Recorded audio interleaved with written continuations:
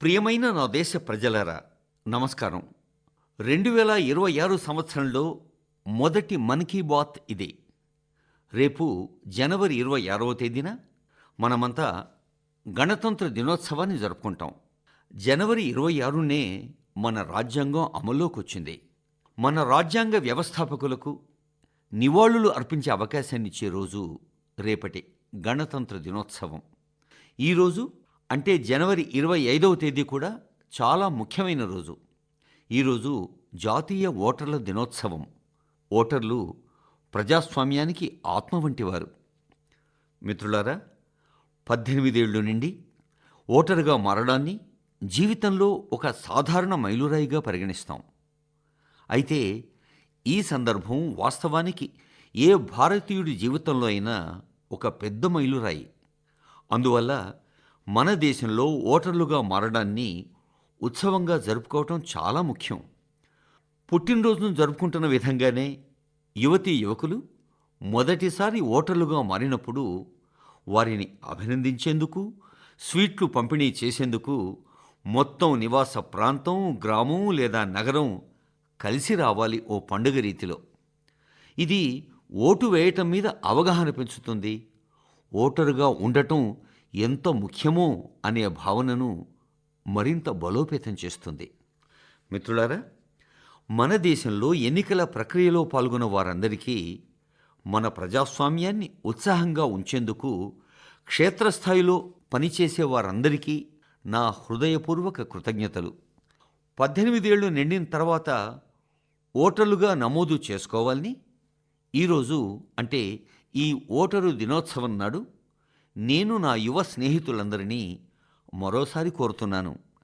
ఇది ప్రతి పౌరుడి నుంచి రాజ్యాంగం ఆశించే కర్తవ్య పాలనా భావాన్ని నెరవేర్చే అంశం.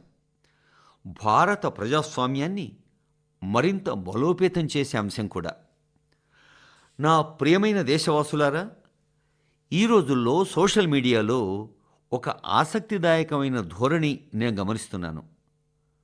ప్రజలు 2016 సంవత్సరపు నాటి జ్ఞాపకాల్ని మళ్ళీ గుర్తుకు తెచ్చుకుంటున్నారు. ఆ స్ఫూర్తితో ఈరోజు నా జ్ఞాపకాల్లో ఒకదాన్ని మీతో పంచుకోవాలి అనుకుంటున్నాను. 10 ఏళ్ల క్రిందట 2016 జనవరిలో మనం ఒక ప్రతిష్టాత్మక ప్రయాణాన్ని ప్రారంభించాం. చిన్న ప్రయాణమే అయినా అది యువతరానికి, దేశ భవిష్యత్తుకు చాలా ముఖ్యం అని గ్రహించాం. కొంతమందికి దాని గురించి అప్పుడు అర్థం కాలేదు. మిత్రులారా, మీకు అర్థమయ్యే ఉంటుంది, నేను మాట్లాడుతున్న ప్రయాణం స్టార్టప్ ఇండియా. ఈ అద్భుతమైన ప్రయాణంలో హీరోలు మన యువ స్నేహితులే కదా. వారు తమ కంఫర్ట్ జోన్ నుంచి బయటకొచ్చి చేసిన ఆవిష్కరణలు చరిత్రలో నమోదవుతున్నాయి. మిత్రులారా, నేడు భారతదేశం ప్రపంచంలోనే 3వ అతిపెద్ద స్టార్టప్ పర్యావరణ వ్యవస్థ. ఈ స్టార్టప్లు విభిన్న రంగాల్లో వచ్చాయి. ఈ స్టార్టప్ సంస్థలు 10 ఏళ్ల క్రితం ఊహకు కూడా అందని రంగాల్లో ఈరోజు పనిచేస్తూ ఉన్నాయి. కృత్రిమ మేధ, అంతరిక్షం, న్యూక్లియర్ శక్తి, సెమీ కండక్టర్లు, మొబిలిటీ, గ్రీన్ హైడ్రోజన్, బయోటెక్నాలజీ, ఇలా మీరు ఏ రంగంలో అయినా చూడండి, ఆ రంగంలో కొన్ని భారతీయ స్టార్టప్లు పనిచేయటాన్ని మీరు గర్వంగా చూస్తారు. ఏదైనా స్టార్టప్తో సంబంధం ఉన్నా లేదా సొంతంగా ప్రారంభించాలి అనుకుంటున్నా నా యువ స్నేహితులందరికీ నా సెల్యూట్. మిత్రులారా, దేశ ప్రజలకు, ముఖ్యంగా పరిశ్రమలు, స్టార్టప్లతో సంబంధం ఉన్న యువతకు ఈ మన్ కీ బాత్ ద్వారా నేను ఒక అభ్యర్థన చేయాలి అనుకుంటున్నాను. భారత ఆర్థిక వ్యవస్థ వేగంగా అభివృద్ధి చెందుతూ వస్తోంది. ప్రపంచం అంతా మన దేశం వైపు చూస్తోంది ఇప్పుడు. ఇలాంటి సమయంలో మనందరికీ ఒక పెద్ద బాధ్యత ఉంది. ఆ బాధ్యత నాణ్యత మీద దృష్టి పెట్టడం. ఏదో నడుస్తోంది, నడిపిస్తున్నాం, ఇలా గడిచిపోతోంది అనే కాలం ముగిసింది మిత్రులారా. ఈ సంవత్సరం మన శక్తి మేరకు నాణ్యతకు ప్రాధాన్యత ఇద్దాం. మన ఏకైక మంత్రం నాణ్యత, నాణ్యత, నాణ్యత మాత్రమే. నిన్నటి కంటే నేడు మెరుగైన నాణ్యత అందించాలి. మనం తయారు చేసే దేని నాణ్యతైనా మెరుగుపరచాలి అని గట్టిగా సంకల్పం చేసుకుందాం. మన వస్త్రాలు, మన సాంకేతికత, ఎలక్ట్రానిక్స్, ప్యాకేజింగ్ రంగం ఏదైనా కానీ భారతీయ ఉత్పత్తి అంటేనే అత్యుత్తమ నాణ్యతకు పర్యాయ పదంగా మారాలి. ప్రపంచవ్యాప్తంగా శ్రేష్ఠతను మన ప్రమాణంగా చేసుకుందాం. నాణ్యతకు కొరత ఉండకూడదని, నాణ్యతపై ఏమాత్రం రాజీ పడొద్దని మనం గట్టిగా సంకల్పించుకుందాం. నేను ఎర్రకోట నుండి జీరో డిఫెక్ట్, జీరో ఎఫెక్ట్ అని చెప్పాను. ఇలా చేయటం ద్వారా మాత్రమే మనం అభివృద్ధి చెందిన భారతదేశం దిశగా ప్రయాణాన్ని మరింత వేగవంతం చేయగలం. ప్రియమైన నా దేశ ప్రజలారా, మన దేశ ప్రజలు చాలా వినూత్నంగా ఉంటారు. సమస్యలకు పరిష్కారాలు కనుగొనటం మన దేశ ప్రజల హృదయాల్లో, మేధల్లో సహజంగా అంతర్లీనంగానే ఉంటుంది. కొందరు దీన్ని స్టార్టప్ల ద్వారా చేస్తారు, మరికొందరు సమాజ సామూహిక శక్తి ద్వారా పరిష్కారాన్ని కనుగొనే ప్రయత్నం చేస్తారు. ఉత్తరప్రదేశ్లోని ఆజంగఢ్లో అలాంటి ఒక ప్రయత్నం జరిగింది. ఈ ఆజంగఢ్ ప్రాంతం గుండా ప్రవహించే తమసా నదికి ప్రజలు కొత్త జీవితాన్నిచ్చారు. తమసా కేవలం ఒక నది మాత్రమే కాదు, అది మన సాంస్కృతిక ఆధ్యాత్మిక వారసత్వ జీవధార.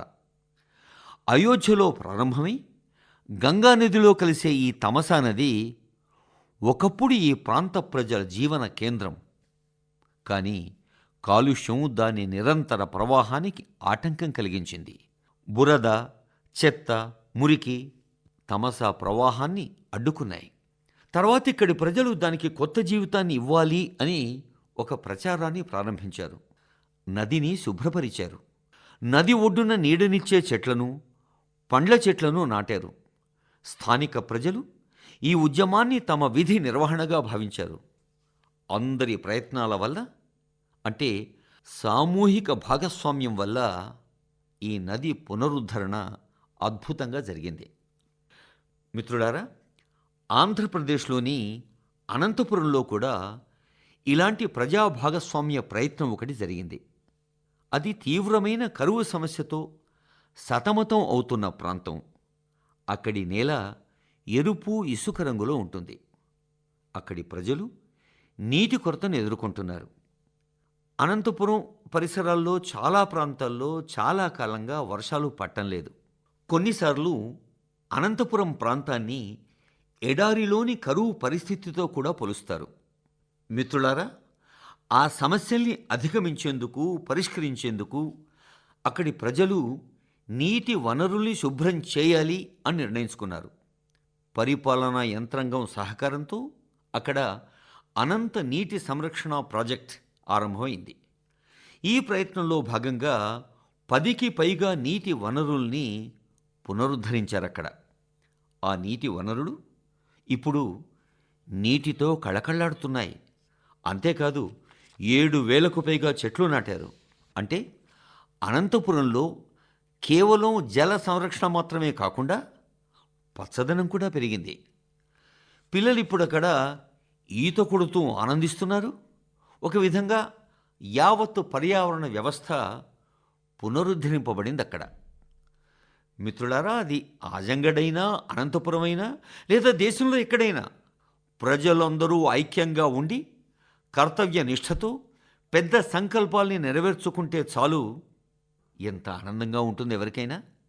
ఈ ప్రజా భాగస్వామ్యం, సామూహిక భావన మన భారతదేశానికి ఉన్న గొప్ప బలం. నా ప్రియమైన దేశవాసులారా, శతాబ్దాలుగా భజనలు, కీర్తనలు మన దేశ సంస్కృతిలో అంతర్భాగాలు, ఆత్మగా ఉంటూ వస్తున్నాయి. మన దేవాలయాల్లో భజనలు, కథలు వింటూనే ఉంటాం కదా. ప్రతి కాలం ఆ కాలానికి తగ్గట్టు భక్తిని తమ జీవన విధానంలో చేర్చుకుంది సమాజం. నేటి తరం కూడా దానికి నవీన రూపం ఇస్తూ వస్తోంది. నేటి యువతరం తమ అనుభవాల్లో, జీవన శైలిలో భక్తిని చేర్చుకుంటోంది. ఈ ఆలోచనే ఒక కొత్త సాంస్కృతిక ధోరణికి దారితీసింది. మీరు సామాజిక మాధ్యమాల్లో ఇలాంటి వీడియోలు ఎన్నో చూసుంటారు. దేశవ్యాప్తంగా వివిధ నగరాల్లో పెద్ద సంఖ్యలో యువత గుమికూడుతున్నారు. వేదికలు అలంకరిస్తారు, లైటింగ్ ఉంటుంది, సంగీతం ఉంటుంది, పూర్తి వైభవోపేతమైన ప్రదర్శనలు ఉంటాయి. వాతావరణం ఒక కచేరీ కంటే తక్కువేమీ కాదు. అది ఒక భారీ కచేరీలా అనిపిస్తుంది. కానీ అక్కడ ప్రధానమైంది పూర్తి ఏకాగ్రత, అంకితభావం, లయతో శృతితో కూడిన భజనలు. భజనల ప్రతిధ్వనితో ఆ ప్రాంతాలు మారుమోగుతూ ఉన్నాయి.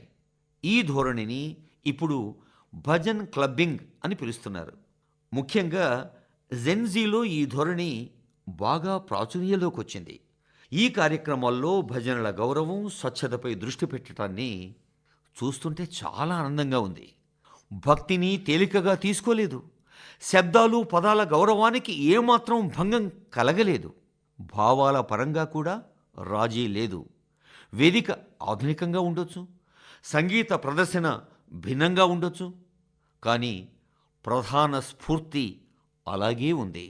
అక్కడ ఆధ్యాత్మికత నిరంతరం ప్రవహిస్తోంది, ఒక క్రమశిక్షణతో, భక్తి భావంతో. నా ప్రియమైన దేశవాసులారా, నేడు మన సంస్కృతి, మన పండుగలు ప్రపంచవ్యాప్తంగా తమదైన ముద్ర వేస్తూ వస్తున్నాయి. ప్రపంచంలోని ప్రతి మూలలో భారతీయ పండుగల్ని ఎంతో ఉత్సాహంతో, గొప్ప ఆనందంతో జరుపుకుంటారు. మన భారతీయ సోదర సోదరీమణులు అన్ని రకాల సాంస్కృతిక చైతన్యాన్ని కాపాడుకోవటంలో కీలకమైన పాత్ర పోషిస్తున్నారు. వారు ఎక్కడైనా ఉండని తమ సంస్కృతిని, తమ ప్రధాన స్ఫూర్తిని మాత్రం పదిలంగా కాపాడుకుంటున్నారు, ప్రోత్సహిస్తున్నారు. మలేషియాలో ఉన్న మన భారతీయ సమాజం కూడా ఈ రంగంలో ప్రశంసనీయమైన కృషి చేస్తోంది. మలేషియాలో 500 కంటే ఎక్కువ తమిళ పాఠశాలలు ఉన్నాయని తెలుసుకుంటే ఆశ్చర్యపోతారు కదా మీరు. తమిళ భాషను బోధించటంతో పాటు ఇతర విషయాలు కూడా తమిళంలో బోధిస్తారు. దీంతోపాటు తెలుగు, పంజాబీతో సహా ఇతర భారతీయ భాషలపై కూడా దృష్టి పెడుతున్నారు మలేషియాలో. మిత్రులారా, భారతదేశం, మలేషియాల మధ్య చారిత్రక, సాంస్కృతిక సంబంధాల్ని బలోపేతం చేయటంలో, మరింత పటిష్టం చేయటంలో ఒక సంస్థ ప్రధాన పాత్ర పోషిస్తున్నది. ఆ సంస్థ పేరు మలేషియా ఇండియా హెరిటేజ్ సొసైటీ. వివిధ కార్యక్రమాలతో పాటు ఈ మలేషియా ఇండియా హెరిటేజ్ సొసైటీ వారు హెరిటేజ్ వాక్ కూడా నిర్వహిస్తున్నారు. ఇందులో 2 దేశాల్ని అనుసంధానం చేసే సాంస్కృతిక ప్రదేశాల్ని కవర్ చేస్తారు. గత నెలలో మలేషియాలో లాల్ ప్యాడ్ చీర నడక నిర్వహించారు. ఈ చీరకు మన బెంగాల్ సంస్కృతితో ప్రత్యేకమైన సంబంధం ఉంది. అత్యధిక సంఖ్యలో ఆ చీరల్లో ముస్తాబైన మహిళలు ఈ కార్యక్రమానికి హాజరైనట్టు మలేషియన్ బుక్ ఆఫ్ రికార్డ్స్లో రికార్డ్ అయ్యింది. ఈ సందర్భంగా ఒడిస్సీ నృత్యం, బబూల్ సంగీతం ప్రజల హృదయాన్ని గెలుచుకున్నాయి. అందుకే నేనిలా అంటున్నాను, సాయాబర్ బాంగా డయాస్పోరా ఇండియా ది మలేషియా, మెరకా మంటావా ఇండియా దాన్ మలేషియా సెమాకిన్ రాపా. అంటే మలేషియాలోని ప్రవాస భారతీయుల విషయంలో నేనెంతో గర్వపడుతున్నాను. వారు భారతదేశాన్ని మలేషియాకు దగ్గరగా తీసుకొస్తున్నారు. మలేషియాలోని మన ప్రవాస భారతీయులందరికీ నా హృదయపూర్వక శుభాకాంక్షలు. నా ప్రియమైన దేశ ప్రజలారా, భారతదేశంలో ఎక్కడికైనా వెళ్ళండి, అక్కడ ఏదో ఒక అపూర్వమైన విషయం, అసాధారణమైన సంగతి మనం తప్పకుండా చూస్తాం. తరచుగా ఈ విషయాలు మీడియా దృష్టికి రాకపోవచ్చు, రావాల్సినంత వెలుగు రాకుండా మరుగున పడవచ్చు. కానీ అవి మన సమాజానికి సంబంధించిన నిజమైన శక్తిని వెల్లడిస్తాయి. అవి మన వాల్యూ సిస్టమ్స్, అంటే మన విలువలు, సంప్రదాయాలు, ధర్మాన్ని గురించి ఒక సంగ్రహమైన అవలోకాన్ని కూడా కలిగిస్తాయి. దీనిలో ఐకమత్య స్ఫూర్తి అత్యంత ప్రధానం. గుజరాత్లోని బెద్రాజీ ప్రాంతంలో ఉన్న చందంకి గ్రామ సంప్రదాయం చాలా ప్రత్యేకమైంది. చందంకిలోని ప్రజలు, ముఖ్యంగా వృద్ధులు, తమ ఇళ్లల్లో వంట చేయరు అని నేను చెబితే మీరు ఆశ్చర్యపోతారు కదూ. దీనికి కారణం, ఆ ఊళ్ళో ఒక అద్భుతమైన కమ్యూనిటీ వంటగది ఉంది. ఈ కమ్యూనిటీ వంటశాలలో మొత్తం గ్రామానికి సరిపడా ఆహారాన్ని వండుతారు. ప్రజలందరూ కలిసి ఒకే దగ్గర కూర్చుని తింటారు. ఈ సంప్రదాయం గత 15 సంవత్సరాలుగా సాగుతూ వస్తోంది. ఎవరైనా అనారోగ్యంతో ఉంటే టిఫిన్ బాక్స్ సేవ కూడా అందుబాటులో ఉంచుతారు వాళ్ళు. అంటే హోమ్ డెలివరీ అన్నమాట. అంటే ఇంటికే వస్తుంది ఆహారం. గ్రామంలో ఈ కమ్యూనిటీ భోజనం ప్రజల్లో ఎంతో ఆనందాన్ని నింపుతోంది. ఈ చొరవ ప్రజలందరినీ ఒక దగ్గరికి తేవటం, అనుసంధానం చేయటమే కాకుండా ఏక కుటుంబ భావనను కూడా ప్రోత్సహిస్తోంది. మిత్రులారా, భారతదేశ కుటుంబ వ్యవస్థ మన సంప్రదాయంలో అంతర్భాగం.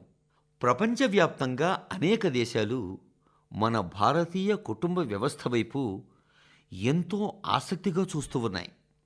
అనేక దేశాల్లో ఇలాంటి కుటుంబ వ్యవస్థల్ని గాఢంగా ప్రేమిస్తారు, గౌరవిస్తారు.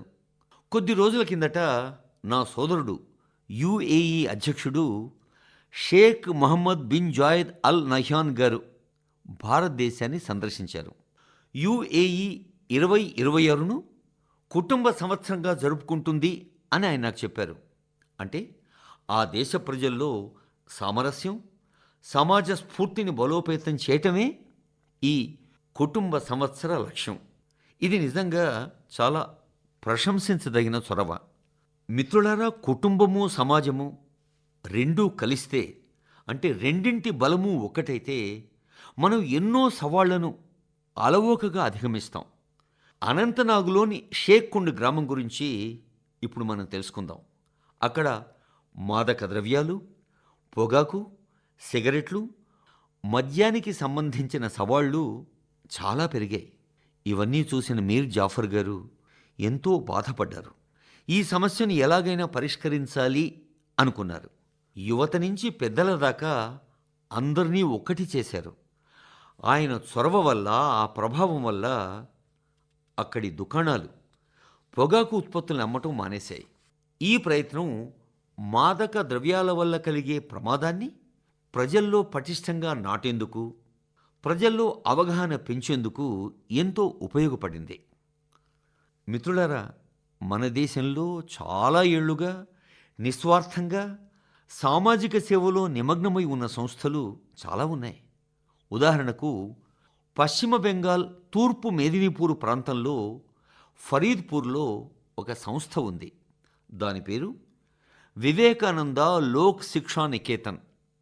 ఈ వివేకానంద లోక్ శిక్షా నికేతన్ గత 4 దశాబ్దాలుగా పిల్లలు, వృద్ధుల సంరక్షణలో పరిపూర్ణంగా నిమగ్నమైపోయింది. గురుకుల వ్యవస్థ ద్వారా విద్యను అందిస్తోంది, ఉపాధ్యాయులకు శిక్షణ ఇస్తోంది. ఈ సంస్థ సామాజిక సంక్షేమం కోసం అనేక గొప్ప పనులు కూడా చేస్తోంది.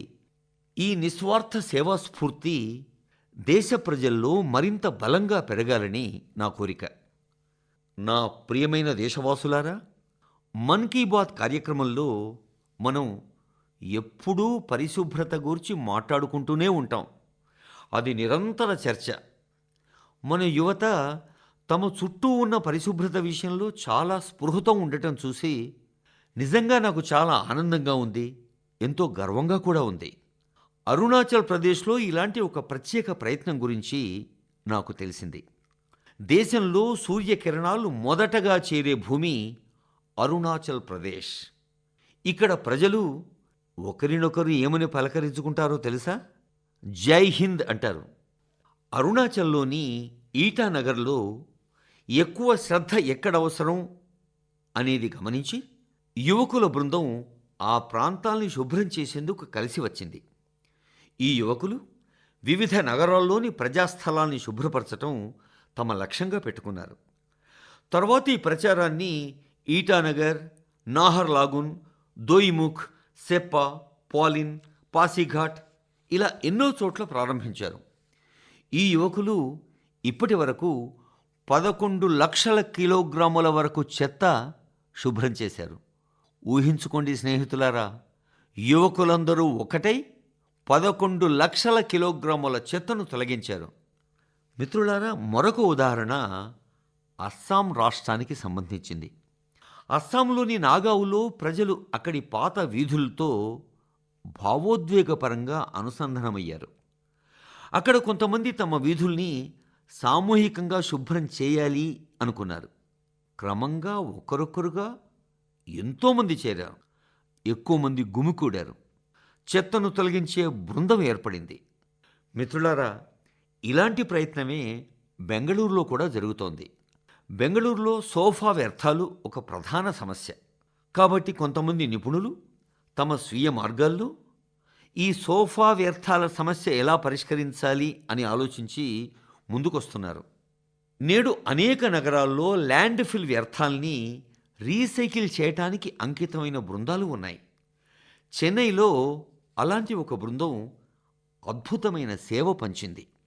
పరిశుభ్రత అనేది ఎంత ప్రముఖమైన అంశమో ఇలాంటి ప్రయత్నాలు ఉదాహరణలుగా వెల్లడిస్తాయి. మనం వ్యక్తిగతంగా లేదా బృందంగా పరిశుభ్రత కోసం నిరంతర ప్రయత్నం చేయాలి, ప్రయత్నాల్ని పెంచాలి కూడా. అప్పుడే మన నగరాల్ని మెరుగుపడతాయి. నా ప్రియమైన దేశ ప్రజలారా, పర్యావరణ పరిరక్షణ గురించి మాట్లాడేటప్పుడు మనం చాలాసార్లు గొప్ప ప్రణాళికలు, గొప్ప ప్రచారాలు, పెద్ద పెద్ద సంస్థల గురించి ఆలోచిస్తాం. కానీ చాలా సందర్భాల్లో ఈ పర్యావరణ పరిరక్షణ మార్పు అనేది చాలా సాధారణ విధానంలో ఆరంభమవుతుంది. ఒక వ్యక్తి, ఒక ప్రాంతం, ఒక అడుగు, ఒక స్థిరమైన ప్రయత్నం కూడా ఎంతో గణనీయమైన మార్పును తీసుకువస్తుంది ఈ పర్యావరణ దిశలో. పశ్చిమ బెంగాల్లోని కూచ్ బిహార్ నివాసి బెనాయ్ దాస్ ప్రయత్నాలు ఇందుకు ఒక గొప్ప ఉదాహరణ. గత కొన్నేళ్లుగా తన జిల్లాను సస్యశ్యామలం చేసేందుకు ఒంటరిగా పనిచేశారు. బెనాయ్ దాస్ వేలాది చెట్లు నాటారు. మొక్కల్ని కొనటం, నాటడం, సంరక్షణ, ఈ ఖర్చులన్నీ చాలాసార్లు ఆయన సొంతంగా భరించారు కూడా. అవసరమైన చోట అక్కడి నివాసితులు, విద్యార్థులు, మున్సిపల్ సంస్థలతో ఆయన కలిసి పనిచేశారు. ఆయన ప్రయత్నాలు రోడ్ల పక్కన పచ్చదనాన్ని అద్భుతంగా పెంచాయి. మిత్రులారా, మధ్యప్రదేశ్లోని పన్నా జిల్లాకు చెందిన జగదీష్ ప్రసాద్ అహిర్వార్ గారు కూడా మెచ్చుకోదగ్గ సేవలతో ముందు నిలుస్తున్నారు. అడవిలో బీట్ గార్డుగా పనిచేస్తారు ఆయన.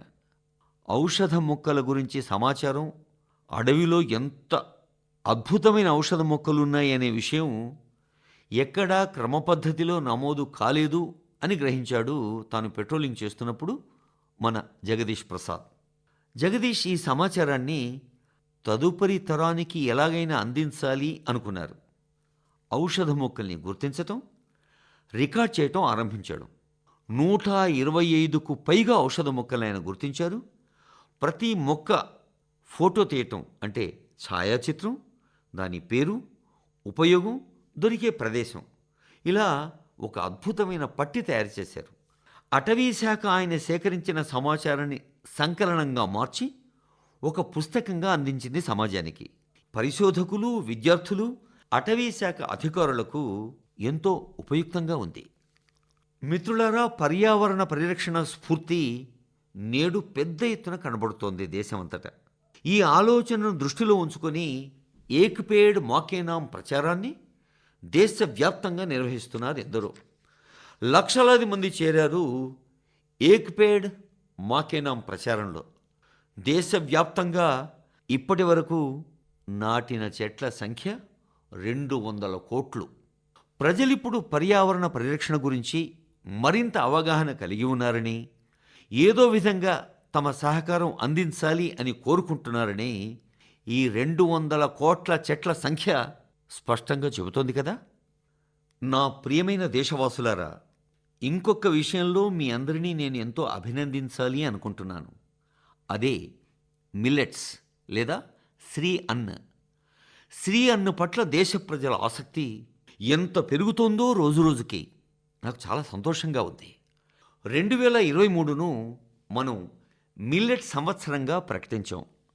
3 ఏళ్ల తర్వాత కూడా దేశంలో, ప్రపంచంలో మిల్లెట్ల విషయంలో అభిరుచి, నిబద్ధత ఇంత అద్భుతంగా ఉందంటే మనం 2023 మిల్లెట్ సంవత్సరాన్ని మళ్ళీ గుర్తుకు తెచ్చుకోవాలి. మిత్రులారా, తమిళనాడులోని కల్లాకురిచి జిల్లా మహిళా రైతుల బృందం కృషి ఎంతో స్ఫూర్తిదాయకం. దాదాపు 800 మంది మహిళా రైతులు పెరియపాళయం మిల్లెట్ రైతు ఉత్పత్తి సంస్థతో అనుబంధాన్ని కలిగి ఉన్నారు. మిల్లెట్ల విషయంలో రోజురోజుకు ప్రజాదరణ పెరుగుతోంది. అది గమనించారు ఈ మహిళలు. మిల్లెట్ ప్రాసెసింగ్ యూనిట్ ఒకటి స్థాపించారు సొంతంగా. ఇప్పుడు వారు నేరుగా మిల్లెట్ ఉత్పత్తుల్ని మార్కెటింగ్ చేస్తున్నారు, లాభాలు గడిస్తున్నారు కూడా. మిత్రులారా, రాజస్థాన్లోని రామ్సర్ రైతులు కూడా శ్రీ అన్నుతో నూతన ఆవిష్కరణలు ఎన్నో చేస్తున్నారు. 900 మందికి పైగా రైతులు రామ్సర్ ఆర్గానిక్ రైతు ఉత్పత్తి సంస్థతో అనుబంధం కలిగి ఉన్నారు. ఈ రైతులు ప్రధానంగా జొన్నలను పండిస్తారు. తినడానికి సిద్ధంగా ఉన్న లడ్డూల్ని తయారు చేయడానికి ఇక్కడ ఆ జొన్నల్ని ప్రాసెస్ చేస్తారు. ఈ జొన్న లడ్లకు మార్కెట్లో చాలా డిమాండ్ ఉంది. మిత్రులారా, ఈ రోజుల్లో చాలా దేవాలయాలు తమ ప్రసాదాల్లో చిరుధాన్యాలను మాత్రమే ఉపయోగిస్తున్నాయని తెలుసుకొని నిజంగా నాకెంతో సంతోషంగా ఉంది. ఈ చొరవకు ఆలయ నిర్వాహకులందరినీ నేను హృదయపూర్వకంగా అభినందిస్తున్నాను.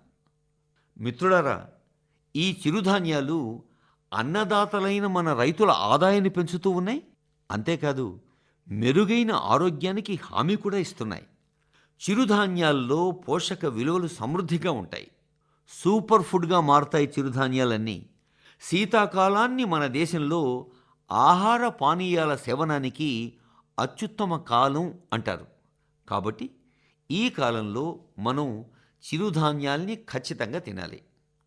నా ప్రియమైన దేశ ప్రజలారా, మన్ కీ బాత్లో మనకు మరోసారి అనేక విభిన్న అంశాల్ని చర్చించుకునే అవకాశం లభించింది. మన దేశ విజయాలను గుర్తించి ఉత్సవంగా జరుపుకునే అవకాశాన్ని ఈ కార్యక్రమం మనందరికీ ఇస్తుంది. అలాంటి మరొక అవకాశం ఫిబ్రవరిలో మన ముందుంది. India AI impact summit. ఇది వచ్చే నెలలో జరగనుంది. ప్రపంచవ్యాప్తంగా ఉన్న నిపుణులు, ముఖ్యంగా సాంకేతిక రంగంలోని అందరూ ఈ శిఖరాగ్ర సమావేశంలో పాల్గొనేందుకు మన దేశానికి వస్తారు. ఈ సమావేశం కృత్రిమ మేధ విషయంలో మన దేశం సాధించిన పురోగతి విజయాల్ని కూడా ప్రపంచం దృష్టికి తీసుకొస్తుంది. ఇందులో పాల్గొనే ప్రతి ఒక్కరిని నేను హృదయపూర్వకంగా అభినందిస్తున్నాను. ఇండియా ఏఐ ఇంపాక్ట్ సమ్మిట్ గురించి వచ్చే నెల మన్ కీ బాత్లో మనం ఖచ్చితంగా చర్చిద్దాం. మన దేశవాసులు సాధించిన మరికొన్ని ఇతర విజయాలను కూడా ముచ్చటించుకుందాం. అప్పటిదాకా దయచేసి ఈ మన్ కీ బాత్ కార్యక్రమంలో నాకు వీడుకోలు చెప్పండి. రేపటి గణతంత్ర దినోత్సవ సందర్భంగా మీ అందరికీ మరోసారి నా శుభాకాంక్షలు. ధన్యవాదాలు.